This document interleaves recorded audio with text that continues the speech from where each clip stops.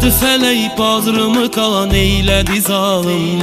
Sensiz bu hayat dünyamı dar eyledi zalim.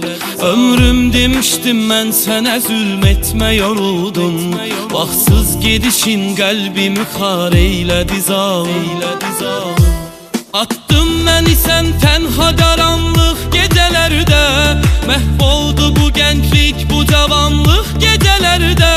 Bir damla mehabbet bir eva görmediğin için yoktur daha arzum bu bir anlık gecelerde.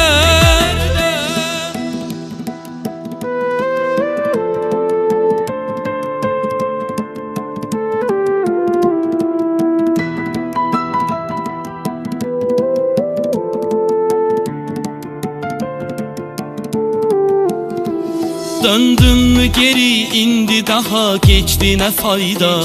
Hasret bu cavan ömrü talan eyledi zalim.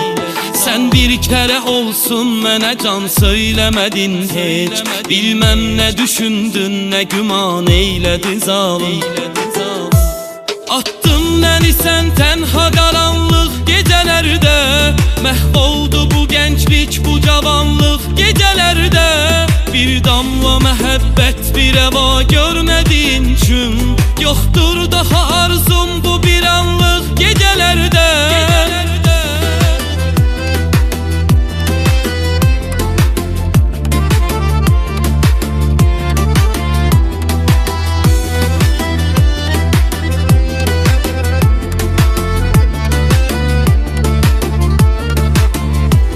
Könlümdə qısım döyməz inan özgə ümidim.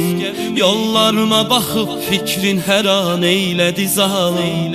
Attın məni tənha gecənin zülməti içinə. Qəlbim gecədən sübhə fəlan eylədi zalim. Attın məni sən tənha qaranlıq gecələrdə. Mahvoldu bu gençlik bu cavanlık gecelerde. Bir damla mehabbet bir eva görmediğin